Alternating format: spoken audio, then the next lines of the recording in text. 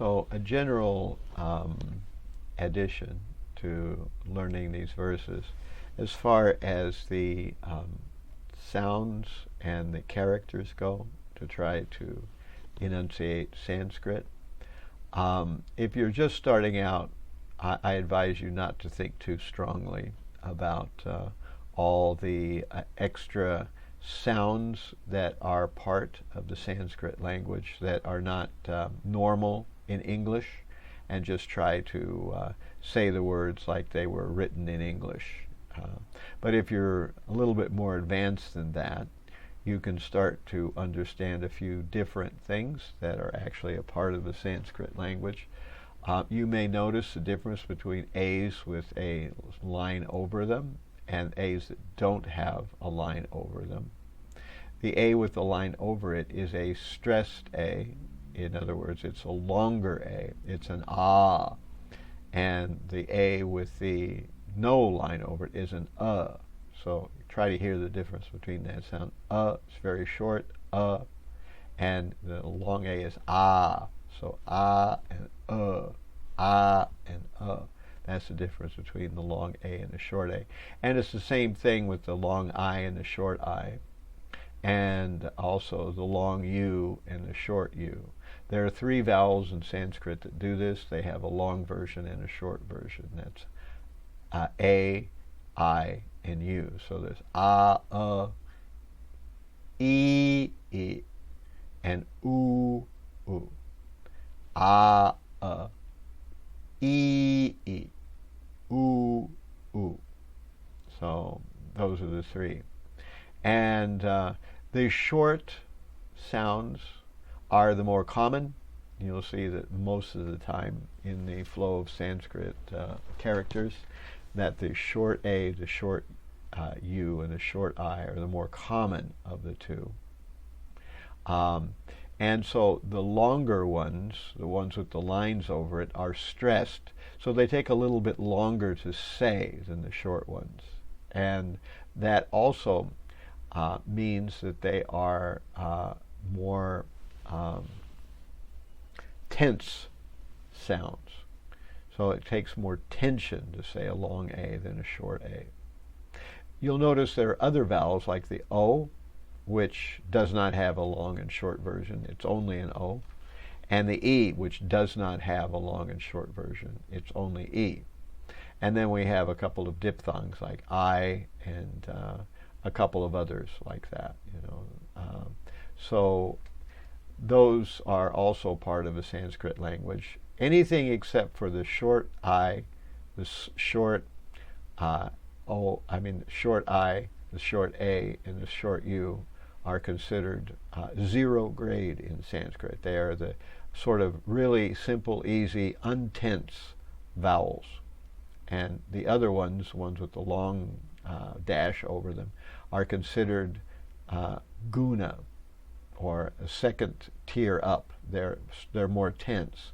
And the diphthongs like the AI, and there's a couple of other ones that I can't think of right now, that are 2 vowels together. Those are vriddhi. Those are even more intense.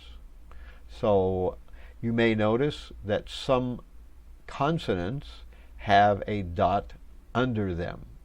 You'll notice that N may have a dot under it. The S may have a dot under it.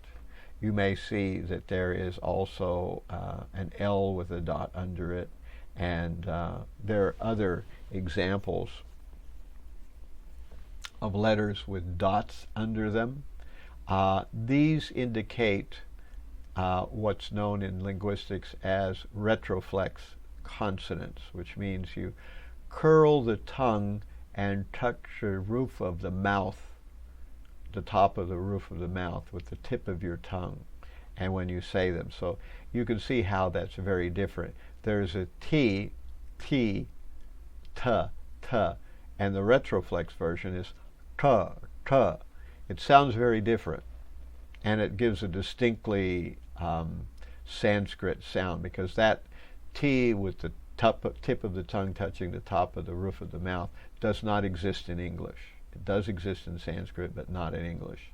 So when you see that, like Bhaktivinoda Thakur, the tongue is curled back to touch the top of the mouth. So there's a T that's like that, and there's a D like that. There's an N like that, na, and then there is a S like that. The S with a dot is a little bit of a different thing. S's are what's called fricatives in linguistics, which means that they're not made by stopping a sound, but they're made by funneling air through a constriction in the mouth. You know, the s and sh sounds are both fricatives. They are sounds that are made by constricting the airflow.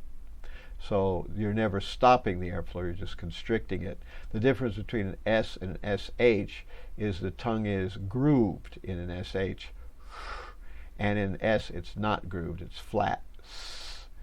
So now the S with the dot under it is a retroflex SH. So it's the tongue goes higher to the roof of the mouth than it would with a regular SH. So an S with a slash over it, that's a regular SH, the kind that we make in English, like she and shine and shoe.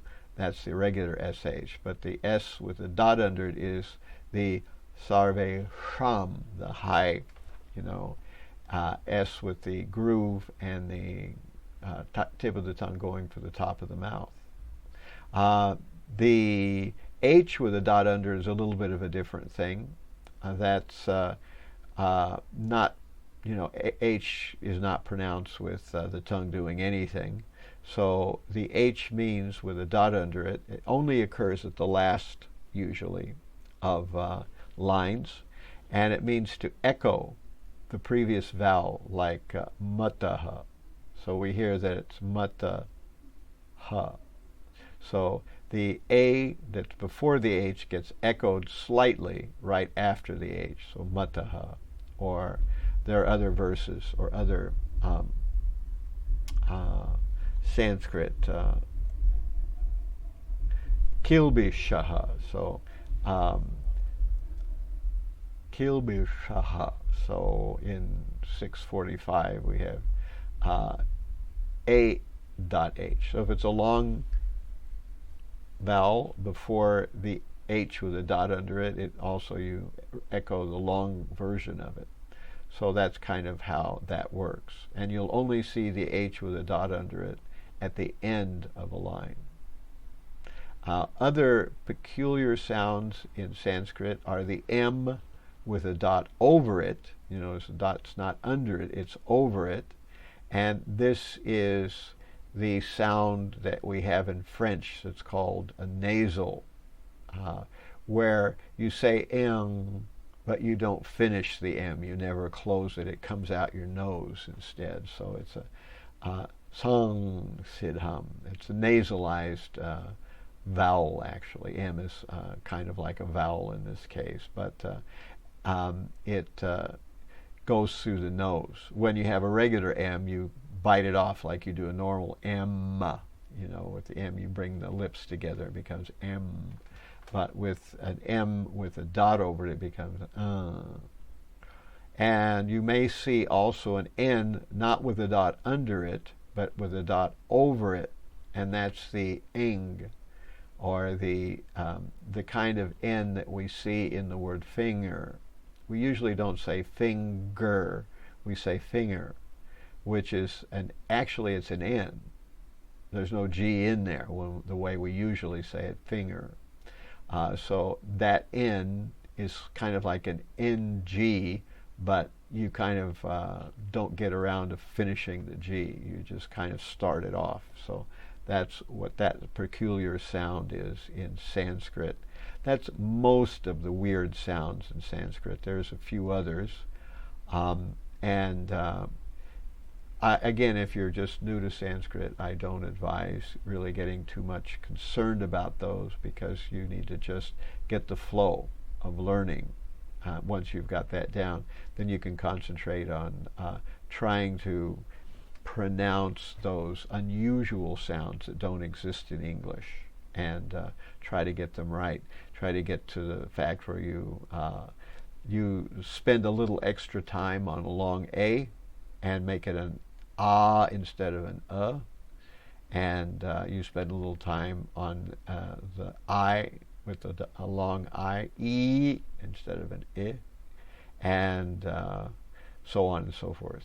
And you try to pronounce some of these other odd sort of Sanskrit characters, particularly the characters with a dot under them when you curl your tongue up. So those are a couple of things that I could say about Sanskrit pronunciation.